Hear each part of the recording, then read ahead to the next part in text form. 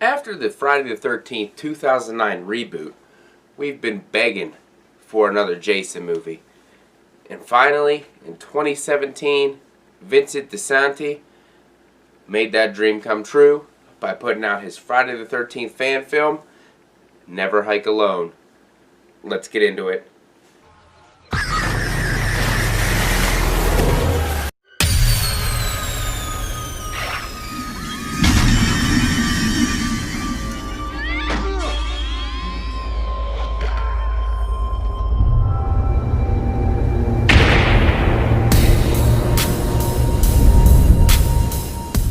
What's up, guys? Welcome back to the channel. Today I'm going to be talking about 2017's Never Hike Alone by Vincent DiSanti. Wow. As far as fan films go, this one blows you away. It literally looks like it was produced and directed by a big-time Hollywood studio. No doubt about it. Going into it, I just expected it to be just another typical fan film. Nothing too crazy, nothing too special. I was terribly, well, it isn't terribly wrong because it's a good thing I was wrong, but I was definitely wrong. Watching this movie, you wouldn't have known you're watching anything less.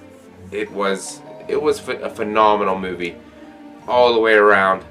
This film's only really film stars Andrew Leighty. He's the main character we follow around, named Kyle, the hiker. And at the end of the movie, this is spoilers, special appearance from the one and only Tom Matthews. That's correct. Tommy Jarvis from Friday Part 6 is in the end of this movie as a paramedic, and it just pulls you right back into the Friday the 13th world. It really does. I didn't expect that at the end of the movie, that's for damn sure.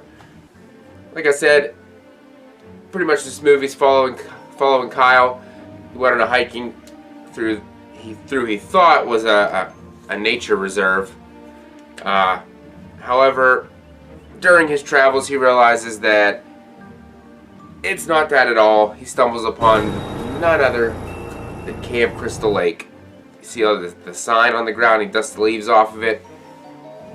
And you get the feels because you're like, dang, this is a Jason movie. It's gonna be badass. And it was.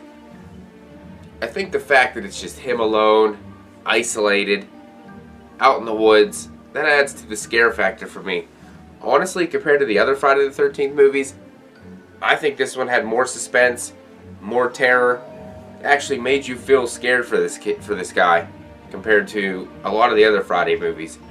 Because after Friday the 13th Part 6, just kind of checked out and it had no freaking idea. It just bouncing all over the place. Got away from what it was about. It was about Jason at Camp Crystal Lake slashing and killing people. And I know they said, oh, you can't keep doing that over and over again.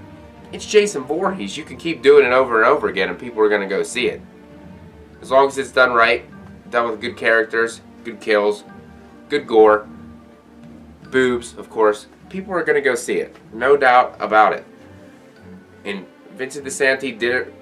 He made it the right way, minus the boobs and stuff. But I don't think he's allowed to do that on YouTube.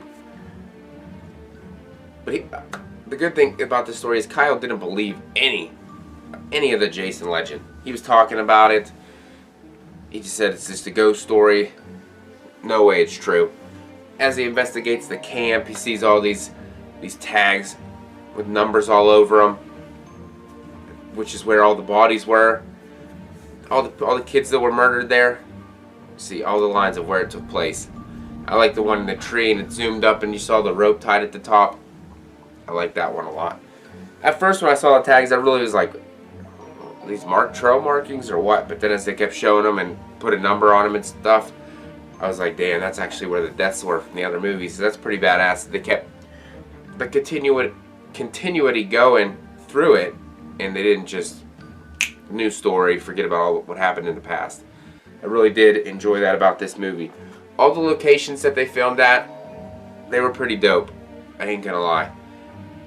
The camp was amazing. If they could film a real Friday the 13th movie there, That'd be one badass movie. It was creepy, the lighting, everything, the abandonment, the broken windows, everything about it. The way that they left the blood stains on the floor. They left there was a dead body at the one part. Like, that was a creepy ass camp. And like Kyle said, Ghost Story ruined that no one's gonna get to see that beautiful place. But Jason Voorhees is the reason that nobody wants to see that beautiful place. It's kind of it's a short film. It's only about 53 minutes long, but it's a slow burn because you don't see Jason until 28 minutes into the movie. But when Jason shows up, there ain't no stop. It's just boom, boom, boom. Jason trying to get Kyle the rest of the movie, and it gets pretty intense. They have a couple battles and fight scenes, which Kyle's giving it his all out there. You could definitely tell he's an outdoorsman type. Never say die. He's fighting till his last breath, and it's a really, surprisingly for this short film, it's a really intense movie, and I really dug everything that he did in this film. Jason, he looks great.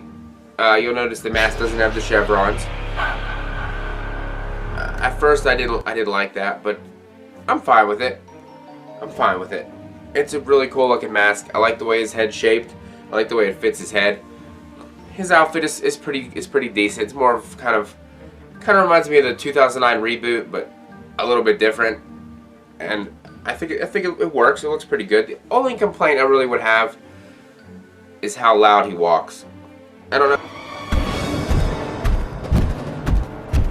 know if Vincent did that on purpose, just to show how powerful he is or whatnot, but that was about the only thing I didn't like. It just sounded like a big giant was coming towards you or something. I mean, Jason is a giant, but I don't think that was really necessary to. But that's a director's choice or whatnot, so I'm not gonna hate on him for it. That's just something I didn't really particularly like about Jason. Like I said, this whole freaking heart-pounding chase that goes on. Kyle's getting beat up, getting cut, getting sliced with a machete. Jason's grabbing at him. It's a really badass chain of events up until the finale, which is amazing as well.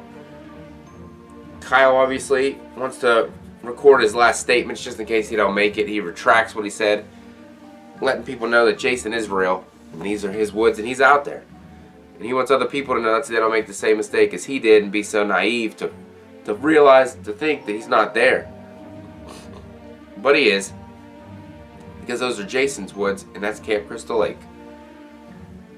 Like I said, the battle, the persistent, the whole rest of the movie, amazing. He just doesn't want to die. He doesn't want to go out like that by the hands of Jason, so he's doing everything he can. A scene that I loved, probably the most in the movie, when Kyle hits Jason in the neck with the axe, and Jason hits Kyle in the stomach with the machete at the same time. Kyle obviously doesn't know if he hit Jason because he can't, no facial expressions or whatnot, until he sees the blood oozing out of that mask. For being this kind of, with the Indiegogo campaign raised and whatnot, the freaking effects, they're pretty damn impressive. That blood oozing out, the axe looked like it was in his neck. Every time they pulled a weapon, every time Jason pulled a machete or an axe out of somebody's body, lifted the body up a little bit with it. That's legit. That's probably how it would go down. It wouldn't just be like in the other Friday movies. Comes out like, you know what I mean? Like a knife through butter. It would stick a little bit. The blood dripping off. Everything he did was probably the most realistic thing ever done in a Friday movie. Except for his isn't canon and it's not really a Friday movie, but it should be because it deserves to be. Which is why we're getting Never Hike in the Snow. And I'm fired up for that as well. The trailer looked amazing. And I can't wait to see where he takes this little franchise he's doing, because for being fan films, they are pretty damn legit, and I appreciate all the work that he's putting into them to put them out for us, the viewers, the fans, so we can watch it and really enjoy what we're seeing. The last scene of the movie is the paramedics got Kyle in the ambulance. One of the paramedics' names in there is Axel. I did appreciate that. He's looking at a porn magazine. It's a little throwback to Friday the 13th Part 4, final chapter. Axel, the pervy paramedic, no, the pervy guy at the morgue.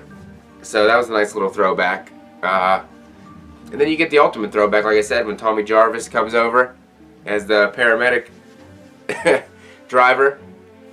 And then it all comes full circle there. And he even says even does his famous line he used in Part 6. Hey, Maggothead, remember me? Hey, Maggothead! Remember me, asshole? Asshole! Talks the same, he looks the same, just a little bit aged, obviously. I love that he was in it. Hopefully he's going to be in the next one. Never Hiking the Snow, I believe he is. But this is just a badass movie. Not even canon, but it deserves to be. I would say, honestly, out of 5, I'd probably give it a 3.75 out of 5, if I'm being honest. I'd probably rank it a lot higher than most of the Friday franchise, and I'm sure a lot of people feel that way as well. It definitely deserves to be up there. It's a short film, but it's better than half of them. There's no disputing it at all. The direction, the cinematography, the intensity, the scariness of Jason, it's definitely up there. So let me know what you guys think of Never Hike Alone. Leave your thoughts in the comments below. Definitely, if you like it, what I'm doing here, definitely like this video and subscribe. Pretty soon, me and my boy Jason Nike are going to go ahead and do our Friday the 13th rankings. Once it gets closer to around November 13th, which is a Friday, so we're going to be dropping those together. So definitely go over to his channel and check it out. I'll leave a link in the section below. So definitely, you know, never not have yourself a scary day alone.